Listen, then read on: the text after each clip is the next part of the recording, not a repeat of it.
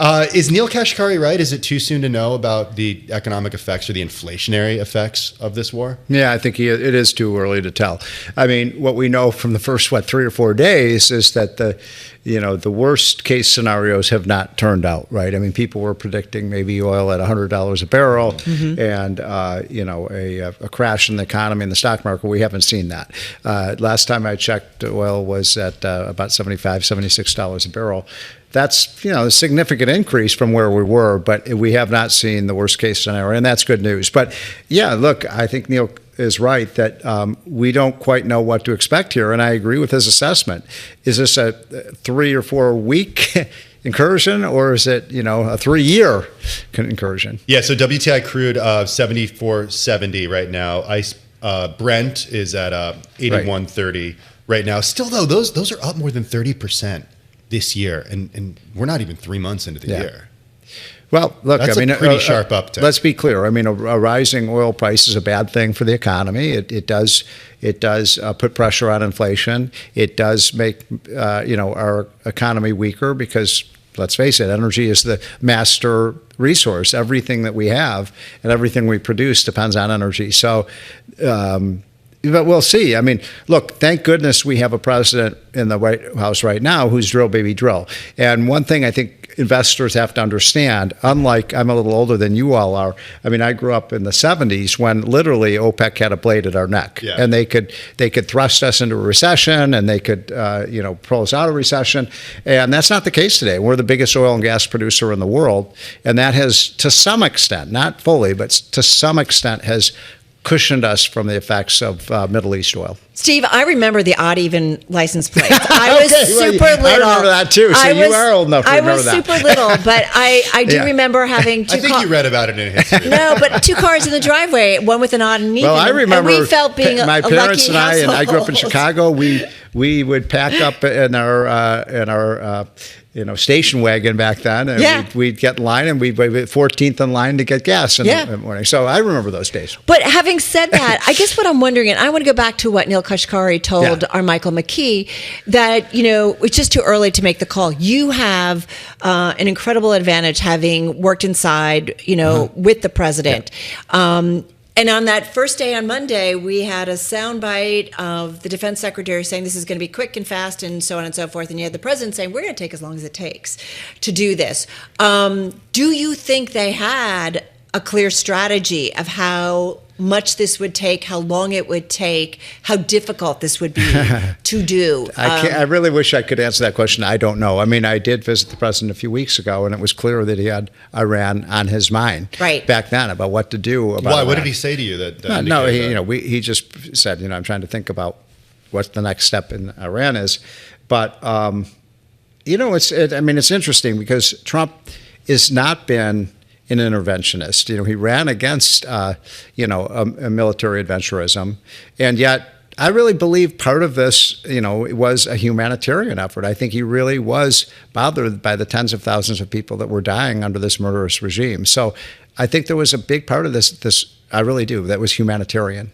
But it's interesting. I mean, we can get into a big geopolitical about when presidents and governments, particularly the United States, decide to intervene and not intervene, right? And it doesn't always feel like there's a rhyme or reason or a playbook on all of this. Because it does, if you think about national security, Iran's been difficult for decades. And so you wonder about why this happened now. Why do you think this happened now? I think it was because of the murdering that was going on of the citizens in the street. But you're right. I mean, look, there's been, as long as you and I have been in our work careers and in our early years of our life, there's been complete turmoil in the Middle East. Yeah. I mean, that's been nonstop. And so I think Trump would like to go down in history as the guy who brought peace and prosperity to that region. Whether he can pull that off is another matter, but I think that's one of the things that's really guiding him. But is he, what happened to affordability for Americans guiding him as we count down to the midterms, which feels like a long time away, but we already had some primaries, right? Yeah. Just this week, just yesterday. So I'm just curious, how does this fit in? And if you were advising the president at this point, would you be like, Mr. President, you got to be thinking about what's impacting Americans? Well, look, if the price of oil continues to go up, like we're just talking about, that makes the affordability problem harder to solve, obviously, because of oil's importance in the whole basket of goods.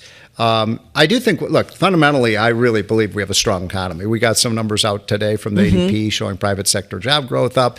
Government continues to shrink in terms of size.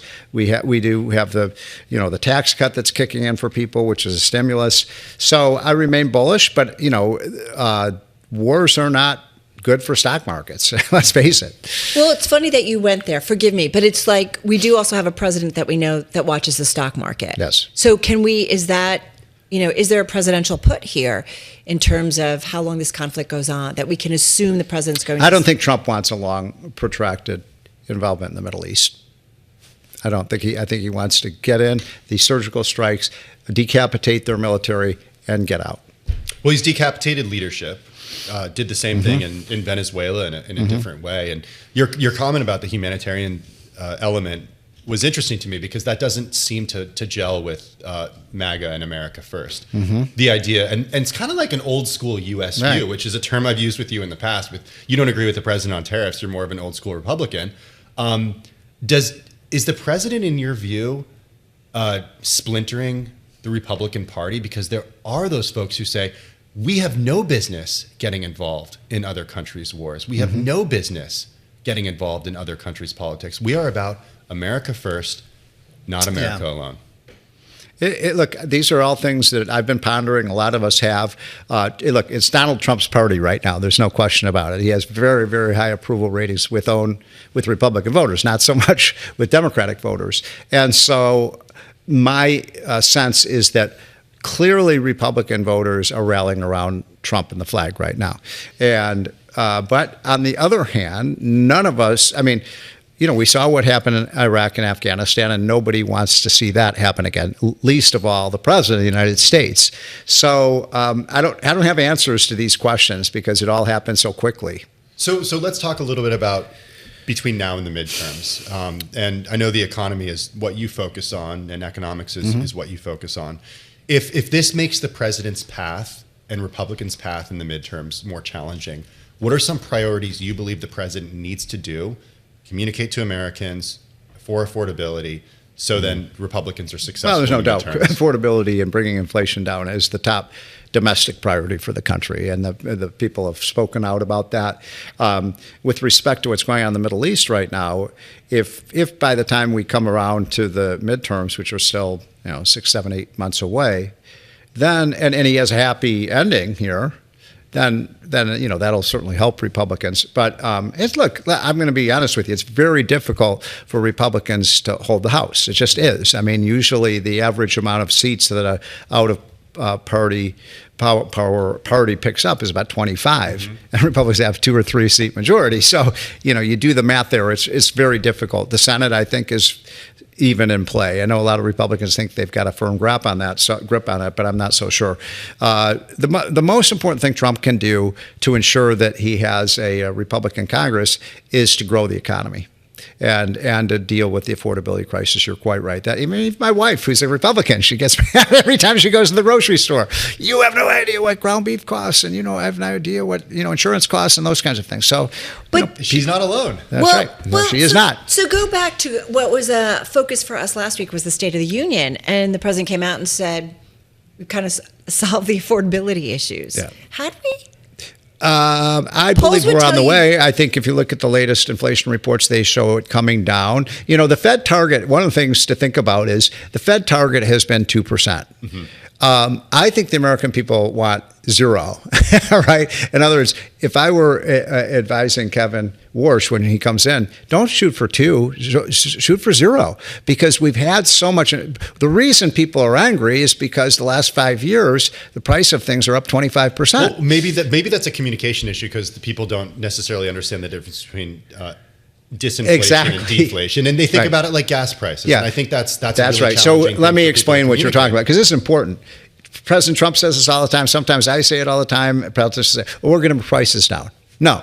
There's a difference between bringing prices down and bringing inflation down. In fact, we wouldn't want deflation is the worst of all Right. things. So we want to stabilize prices and bring them down, and that's why I say let's shoot for zero. but and what by the I'm way, I saying is think Kevin Warsh is understands that. I believe he's going to be an inflation. You hawk. know, people say about the affordability issue, at least we've had some guests here, Stephen, I'm curious for you to weigh in on this, is that it's, when we talk about housing affordability and different things, we need to pay people more in terms of incomes not matching up with what we've seen in inflation. Why don't we incent more companies rather than, giving them tax breaks and then they do big stock buybacks? Why don't we incent to pay workers more? Why Okay, don't so we, that first of all, and spread some of the wealth around? if you look, we just chugged the numbers. So over the last year, the average median income family in the United States has seen a $2,500 increase after inflation in their income. And that's a pretty large increase, $2,500. What in percentage 1 year. increase is that? Census data. No, but That's- what percentage of an income is that? So the average family makes about $75,000. So it's maybe a 3 or 4% gain. But the point is, it's not down, it's up. Affordability is up for most people, although I bet a lot of people would object to my saying that. I'm just talking. But you asked me about the tax cut. The average family this year is going to get a $1,500 to $2,000 reduction in their taxes. So you add the increase in their before tax income in real terms, and then you add the tax cut, you're talking about a $4,000 gain. So it wasn't a tax cut for rich people. It just wasn't. But I will say that those people are also getting hit proportionally with the tariffs too. So That's a fair point. They will Yeah. be So paying more the as a result of average, tariffs. this is an important point too, is that the average family is by some estimates paid about $1,200 Yeah, more so- for tariffs. That's a fair But point. at least in the data that you're citing, And that, by the way, is going to be a big issue as we resolve this issue of who gets the money. There's $175 billion of tariff collection. There are a lot of lawyers being paid a lot. That's for sure. Hey, but before we let you go, Yeah. I just want to get your thoughts on AI, because we were at an event yesterday, Bloomberg Invest, and it was an investment event, but no question the conversation was just dominated by AI. I was in a dinner with about a dozen CTOs who were painting this picture of a world where productivity is just completely shifting. I know that nobody knows the effect of AI on productivity, but how are you looking at it? I'm looking at this as the greatest boom in productivity in the history of the world. And so that will cause adjustments. But it's exciting. I mean, you're looking at a future in the next 15 years where we're going to be seeing, every truck will be automated. We'll see people rising out of their wheelchairs and walking. We'll give sight to the blind. I mean, this is the most exciting thing. I'm on the board of a company called Lightspeed. We build houses with robots. So we'll be able to build houses at half the cost and half the time. Think about what that's, you asked me about affordability. Think about what that's going to mean to the price of a new home. It's going to fall. So What happens I'm to mostly people- excited about this future. But are you worried about the jobs dislocation? Sure, but look, I mean, if you're concerned about jobs, that's what people said in 1920s when we invented the invention that lowered the most jobs in history was the farm tractor. I mean, it used to be 30 out of 100 Americans were working in agriculture. So that kind of adjustment has happened before, and people are going to have to be prepared for it. And look, people are afraid. They're afraid of the AI revolution. I kind of look at it as the glass half full. As long as the robots don't know how to do economics, then I'll be fine with it. That's a joke, folks. No, I know.